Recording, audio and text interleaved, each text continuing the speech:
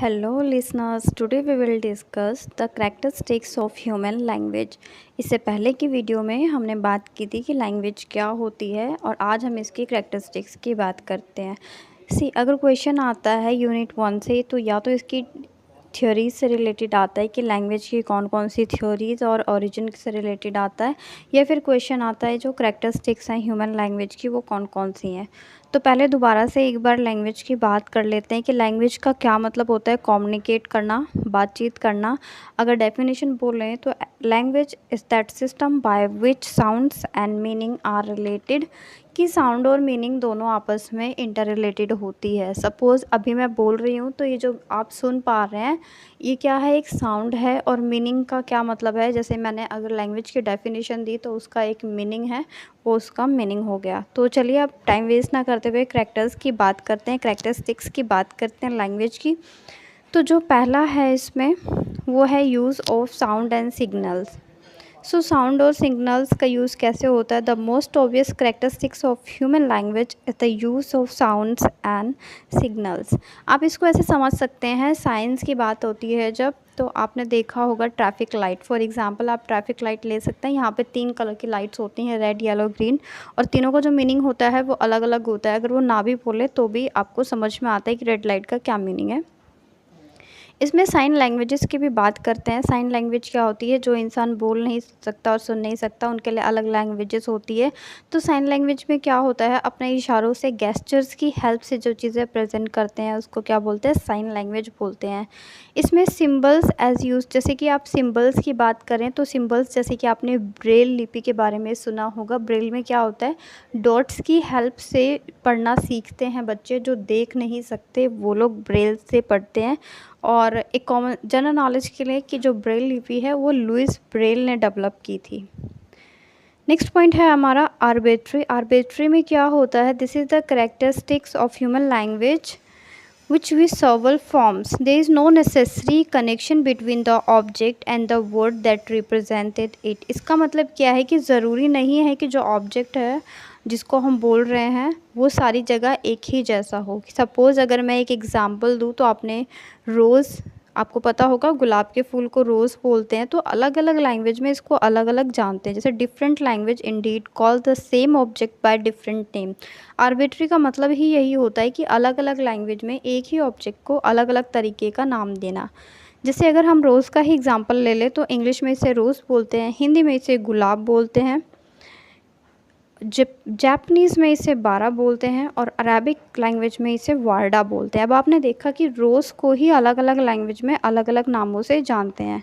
उसके बाद लैंग्वेज के बारे में नोम चोमास्की बोलते हैं कि जो लैंग्वेज है वो LAD है। LAD की फुल फॉर्म होती है लैंग्वेज एक्विजिशन डिवाइस। ये एक डिवाइस की तरह होती है, इसको हम एक्वायर करते हैं अपनी डे टू डे लाइफ में। उन्होंने बोला कि अगर कोई बच्चा आइसोलेशन में रहा है तो डेफिनेटली उसका जो लैंग्वेज डेवलपमेंट है वो बिल्कुल भी नहीं हुआ है, वो बोल नहीं सकता। एक लाइन देते हैं वो, a child brought up in isolation might not be able to acquire any language and speak. तो आपको पता होगा कि जब लैंग्वेज ही नहीं आती उसे तो वो बोल कैसे सकता है। तो इस तरह से ये पॉइंट कंप्लीट होता है। चोमास्की को आप अपने आंसर में ज़रूर अनकोट करके लिखेंगे। नेक्स्ट है, हमारी बात करते हैं डिस्प्लेसमेंट की। तो डिस्प्लेसमेंट का मतलब होता है, displacement simply refers to the ability to communicate about what is not present. जो चीज़ें आपके सामने प्रेजेंट नहीं होती, आप लैंग्वेज के थ्रू उसके बारे में भी बात कर सकते हैं। सपोज़ अभी आपका एग्ज़ाम है और आप एग्ज़ाम सेंटर पे जाने से पहले ही बहुत सारी बातें डिस्कस करते हैं अपनी फैमिली में या फ्रेंड्स के साथ कि आप एग्ज़ाम सेंटर पे जाके क्या करेंगे, पहले क्वेश्चंस को करेंगे या पहले क्वेश्चंस को रीड करेंगे, ये जो क्वेश्चंस आते हैं सिर्फ उनको करेंगे। तो इस तरह की बातें करना। या फिर कॉलेज डिज़ायर, जैसे कि आपका एडमिशन नहीं हुआ बट आपने डिज़ायर बना लिया और आप बात कर रहे हैं कि जब हम कॉलेज में जाएंगे तो यहाँ घूमेंगे, वहाँ घूमेंगे, इतनी क्लासेस लेंगे, ये वाली एक्टिविटी ज्वाइन करेंगे, फ़ोटोग्राफी कॉर्नर ज्वाइन करेंगे। तो ये सारी जो टॉक हैं, आपने देखा कि आप गए नहीं हैं बट फिर भी आप उसके बारे में बात कर सकते हैं। तो ये आ जाता है डिस्प्लेसमेंट में। उसके बाद नेक्स्ट पॉइंट जो है इसका वो है क्रिएटिविटी। क्रिएटिविटी होती है कि किसी भी चीज़ को न्यूली तरीके से प्रेजेंट करना। एनिमल्स को नहीं आता इसमें, बेसिकली जो ह्यूमन बींग्स है वही कर सकते हैं। क्रिएटिविटी किसी भी फील्ड में हो सकती है, म्यूज़िक में हो सकती है, डांस में हो सकती है, राइटिंग में हो सकती है, ड्रामा में हो सकती है, लेकिन अभी जब हम प्रेजेंटली लिटरेचर की बात कर रहे हैं, लैंग्वेज की बात कर रहे हैं, तो हम लिटरेचर को लेके ही चलेंगे। जैसे कि फॉर एग्ज़ाम्पल जब आपका एग्ज़ाम होता है तो सेम क्वेश्चन को कोई भी क्वेश्चन आ गया तो सभी स्टूडेंट्स जो होते हैं वो एक ही क्वेश्चन को एक ही तरीके से रिप्रेजेंट करते हैं, पर वहाँ पे क्रिएटिव जो स्टूडेंट्स हैं वो अपने आंसर में क्या करेंगे, फ्लो चार्ट का यूज़ करेंगे, इंट्रोडक्शन अलग से सेपरेट करेंगे, डेफिनेशंस देंगे, कंक्लूजन बहुत अच्छे देंगे। तो वो क्या होता है, वो अपने आंसर को क्रिएटिव तरीके से प्रेजेंट करते हैं, और क्या होता है फिर जब इस प्रेजेंटेशन की वजह से दे गुड मार्क्स। तो क्रिएटिविटी आपने देखा होगा लैंग्वेज से इसे कैसे रिलेट कर सकते हैं। जैसे कि अगर आपको कुछ चाहिए और आप बोलते हैं एक सिंपली कि मुझे दे दो, ठीक है। एक वे होता है कि प्लीज़ मुझे दे दो, एक वे होता है बोलने का could you please give me. So यहाँ पे देखा आपने कि 2-3 तरीके हैं, लेकिन अगर आप किसी से इस तरह से कुछ मांगते हैं, suppose could you please give me your pen, could you please give me your book.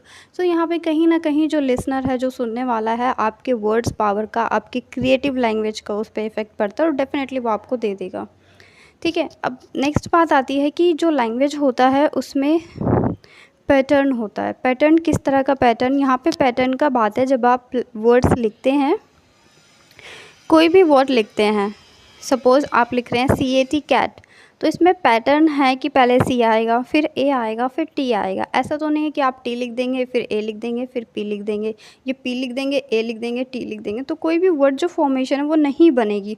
Word formation के लिए पैटर्न को फॉलो करना इज़ वेरी इंपॉर्टेंट, तो इसको हम पैटर्निंग नाम से जानते हैं। नेक्स्ट जो पॉइंट है इसका वो है स्ट्रक्चर डिपेंडेंस। स्ट्रक्चर डिपेंडेंट क्या होता है, sometimes one single word can be the structure substitute of a group of words without making any difference in the meaning of the sentences. कई बार क्या होता है कि हम एक ही वर्ड को रिप्लेस करके उसकी जगह पे दूसरा वर्ड यूज़ कर लेते हैं, और कई बार होता है हम एक ही सेंटेंस को आगे पीछे करके, उसके वर्ड्स को आगे पीछे करके न्यू सेंटेंस बना देते हैं और उनका मीनिंग जो होता है वो सेम होता है। इसको बोलते हैं स्ट्रक्चर डिपेंडेंस। एग्जाम्पल के लिए, the boy who proposed me yesterday night give me a bouquet flowers, it was really beautiful bouquet of flowers. तो यहाँ पे आपने देखा, अब इसी को रिपीट करूँगी मैं सेंटेंस को आगे पीछे करके, a beautiful bouquet of flowers was given to me by the boy who proposed me yesterday night। तो आपने देखा यहाँ पे कि हमने सेंटेंसेस को सिर्फ वर्ड्स को आगे पीछे किया है, लेकिन जो मीनिंग है सेंटेंस का वो एक ही मीनिंग है दोनों ही सेंटेंस में, ठीक है। नेक्स्ट हम बात करते हैं स्पेशलाइजेशन की। स्पेशलाइजेशन जब भी आ जाता है इट मीन्स यहाँ पे कुछ ना कुछ स्पेशल होने वाला है। सो लैंग्वेज में क्या स्पेशल होता है, एज़ यू नो, जब हम बातें करते हैं तो कौन से बॉडी पार्ट हैं जो आपकी हेल्प करते हैं बात करने में। तो बेसिकली आपने देखा होगा, अगर आप अभी बोल के देखेंगे कुछ भी, तो आप देखेंगे आपके लिप्स, आपके टंग और आपके थॉट टुगेदर काम करते हैं, तभी कोई लैंग्वेज प्रोड्यूस होती है ना। The human lips, tongue, thought, ये वो एग्जांपल्स हैं जो हमारा स्पीकिंग ऑर्गन्स बोलते हैं हम इनको। तो इस तरह से स्पेशलाइजेशन का मतलब होता है, this character suggest that all organs used for producing speech are specially adapted to the task. यहाँ पे उन्हीं ऑर्गन्स की बात की जाती है जो स्पीच में हेल्पफुल होते हैं, जैसे कि आपके लिप्स, टंग एंड थॉट। आपने देखा होगा कुछ लोग होते हैं जो स्पेशल नीड चाइल्ड होते हैं, स्टूडेंट होते हैं, वो ठीक से बोल नहीं पाते, तो प्रॉब्लम कहाँ होती है, उनके लिप्स में होती है, थॉट में होती है, या फिर उनकी टंग में होती है। नेक्स्ट पॉइंट है इसका total feedback. The speaker can hear themselves speak and can monitor their language.